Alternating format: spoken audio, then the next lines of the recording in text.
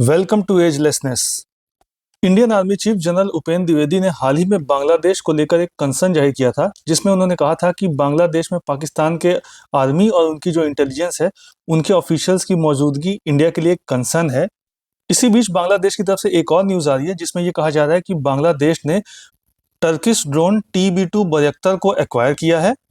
और इंडिया के लिए ये न्यूज इसलिए भी इम्पोर्टेंट हो जाती है क्योंकि बांग्लादेश इंडिया बांग्लादेश बॉर्डर पर सर्विलांस ऑपरेशंस में इसका यूज कर रहा है। इधर बीच आपने देखा होगा कि बांग्लादेश और पाकिस्तान के बीच जो मिलिट्री टाइज है वो काफी क्लोज हो रहे हैं, स्पेशली ये जो मोहम्मद यूनुस की जो गवर्नमेंट है बांग्लादेश में, इसके आने के बाद से।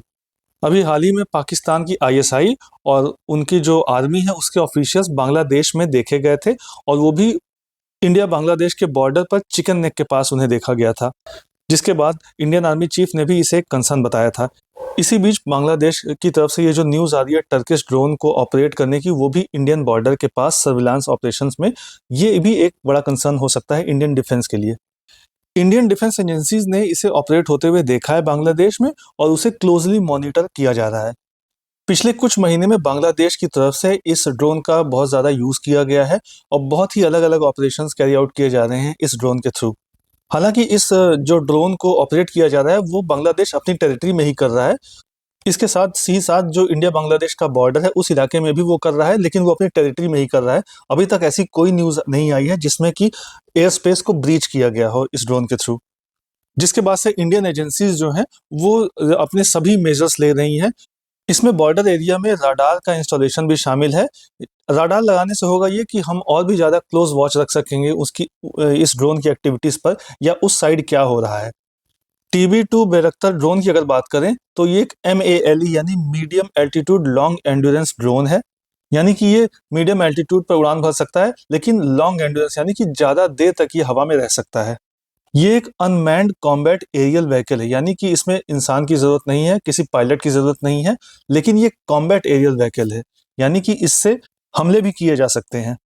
इसकी मैन्युफैक्चरिंग टर्किश कंपनी ने की है, और स्पेशली टर्किश आर्म फोर्सेस के लिए इसकी मैन्युफैक्चरिंग की गई है। इस एयरक्राफ्ट के मॉनिटरिंग और कंट्रोल की बात करें तो ग्राउंड कंट्रोल स्टेशन पर एक एयर क्रू होता है जो इस एयरक्राफ्ट को मॉनिटर करता है और इसे कंट्रोल करता है। इसमें जो वेपन्स इम्प्लांट किए गए हैं उसको भी कंट्रोल करता है जो ये ग्राउंड कंट्रोल स्टेशन है, यहाँ पर जो एयर क्रू है उसे भी वही कंट्रोल करता है। इस ड्रोन की जो लार्जेस्ट ऑपरेटर है वो टर्किश मिलिट्री है, और उसने काफ़ी बड़े पैमाने पर इराक और सीरिया में इसका यूज़ किया है। टर्की के अलावा कुछ और भी देश हैं जिन्होंने वॉर में इसका यूज़ किया है।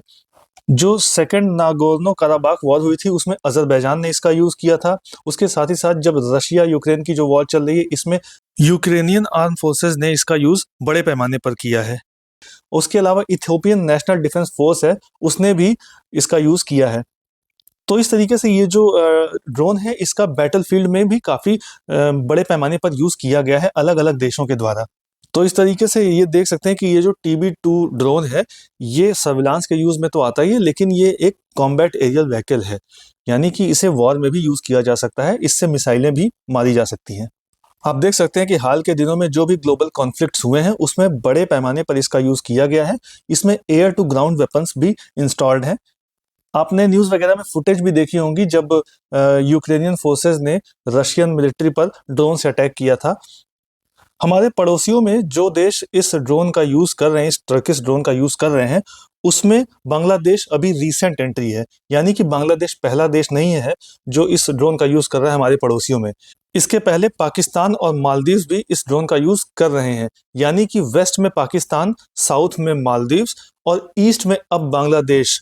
तो इस तरीके से इंडिया इन टर्किश ड्रोन्स से तीन तरफ से सराउंडेड है।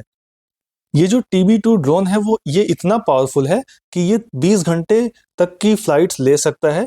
ये इस ड्रोन की एंड्योरेंस और कैपेबिलिटीज़ को दिखाता है। तो इस तरीके से पाकिस्तान, मालदीव्स और अब बांग्लादेश में टर्किश वेपन का यूज़ होना, उसके साथ ही साथ पिछले कुछ समय में पाकिस्तान और बांग्लादेश के बीच जो मिलिट्री टाइज बढ़े हैं, स्पेशली जो मोहम्मद यूनुस की गवर्नमेंट है बांग्लादेश में, उसके आने के बाद से ये इंडिया के लिए एक बड़ा कंसर्न साबित हो सकता है। बांग्लादेश के जो प्राइम मिनिस्टर मोहम्मद यूनुस हैं, उनकी एडमिनिस्ट्रेशन के दौरान पाकिस्तान की जो इंटेलिजेंस एजेंसीज के साथ जो बांग्लादेश के रिलेशन है, उसे और भी ज़्यादा स्ट्रेंथन किया गया है। जिसका एग्जाम्पल है पाकिस्तान मिलिट्री और उनके आईएसआई के जो ऑफिशियल्स थे उनका चिकन नेक के पास होना। बांग्लादेश की तरफ से लगातार इंडिया में स्मगलिंग के अटेम्प्ट्स भी किए जाते रहे हैं। अभी हाल ही में आपने देखा होगा कि त्रिपुरा में बीएसएफ और स्मगलर्स के बीच एक मुठभेड़ हुई, उसमें बीएसएफ ने एक स्मगलर को मार गिराया था। इसके बाद बांग्लादेश की तरफ से ये स्टेटमेंट आया था कि ऐसे इंसिडेंट इंडिया बांग्लादेश के बॉर्डर पर दोबारा ना हो, ऐसी इंडिया को चेतावनी दी गई थी। जबकि स्मगलिंग का अटेम्प्ट बांग्लादेश की तरफ से ही हुआ था, लेकिन वहां की जो एडमिनिस्ट्रेशन है उसने स्मगलिंग को लेकर कुछ भी नहीं कहा, सिर्फ ये कहा कि इंडिया की तरफ से इस तरह की चीजें दोबारा से ना हो।